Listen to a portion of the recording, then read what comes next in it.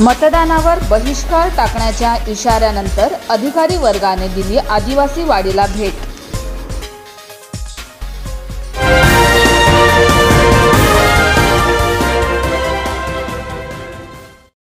कर्जत भिसेगाव येथील आदिवासी वाडीतील समस्या सुटाव्यात, शासकीय योजनांपासून वंचित असलेल्या आदिवासींना विविध शासकीय योजनांचा लाभ मिळावा याकरिता सामाजिक कार्यकर्ते अमोक कुलकर्णी यांच्या सहकार्याने वाडीतील नागरिकांनी येणाऱ्या लोकसभा निवडणुकीत मतदानावर बहिष्कार टाकण्याचा इशारा एका निवेदनाद्वारे दिला होता।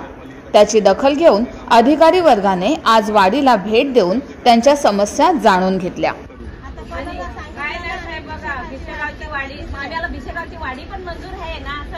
मी मावशी आहे का, मी त्याच्यासाठी बोललो की नाव तुम्ही द्या आम्हाला, सबरी वाडी द्या, भिसेगावची वाडी द्या, त्यामुळे सांगतो। कर्जतचे तहसीलदार शीतल रसाळ तसेच कर्जत नगर परिषदेचे मुख्याधिकारी वैभव गारवे यांनी सोमवारी आदिवासी बांधवांशी प्रत्यक्ष संवाद साधत त्यांच्या समस्या जाणून घेतल्या। आदिवासींची घरे नावावर करणे, शबरी घरकुल योजना राबविणे, विधवा महिलांना तसेच वृद्ध यांना पेन्शन व इतर ज्या काही शासकीय योजना आहेत त्या आदिवासी बांधवांसाठी राबविण्यात याव्यात, तसेच जातीचे दाखले त्यांना तात्काळ देण्यात यावेत अशी मागणी यावेळी आदिवासींनी केली।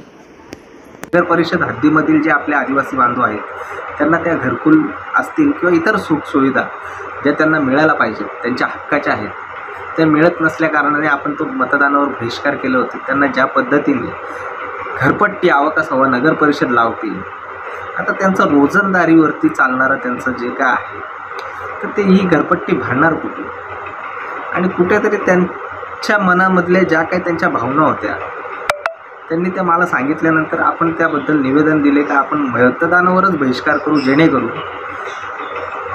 या शासनाला त्याची दखल घ्यावी लागेल। त्या अनुषंगाने आज कर्जतचे तहसीलदार शीतल रसाळ साहेब आणि कर्जत नगर परिषदेचे मुख्याधिकारी वैभव गारवे साहेब यांनी या वाडीची पाहणी केली।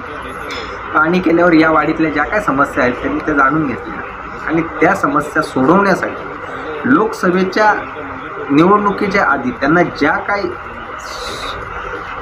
सवलती किंवा ज्या काही त्यांच्या पद्धतीने जे त्यांना जमेल त्या पद्धतीने त्या आपल्याला त्यांना तो लाभ शासकीय योजनांचा असेल, त्यांच्या घरपट्टीबद्दल असेल किंवा त्यांच्या ज्या काही समस्या आपण मांडल्या त्यामध्ये वृद्ध लोकांना पेन्शन योजना, संजय गांधी निराधार योजना, तसेच ज्या विधवा महिला आहेत त्यांना त्या योजनेचा लाभ मिळवून देण्यासाठी आपण त्यांना सांगितलं जातीचे दाखले असतील तर हे दाखले किंवा ह्या ज्या काही योजना आहेत या आदिवासी बांधवांसाठी तर ते बोलले का आपण ते त्वरित आपण लवकरात लवकर यांच्यापर्यंत आपण पोहोचू।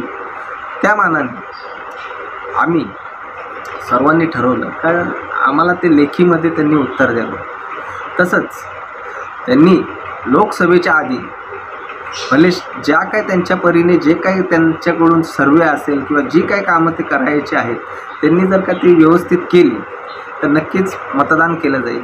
पण त्यांनी ज्या पद्धतीने आज आश्वासन दिलेलं आहे आणि हे आश्वासन ते पाळलं नाही तर आमचा या मतदानाला बहिष्कार आहे। त्याचप्रमाणे वाडीमध्ये गटारे, पाणी, रस्ते, विद्युत पोल यांची कामे करून देण्याबाबत आश्वासन अधिकारी वर्गाने दिले।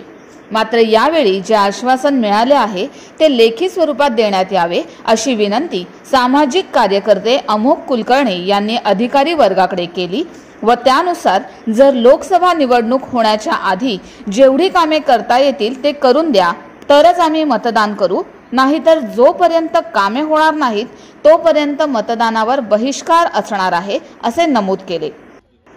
यावेळी भिसेगाव आदिवासी महिला बांधव तसेच गुंडवे गावातील आदिवासी महिला बांधव उपस्थित होते। स्वराज्यलेख लाईव्ह साठी नेरळहून दीपक बोराडे। कृपया आपले चॅनल सबस्क्राइब करा आणि असेच नवीन अपडेट पाहण्यासाठी बाजूच्या बेल बटनवर क्लिक करा।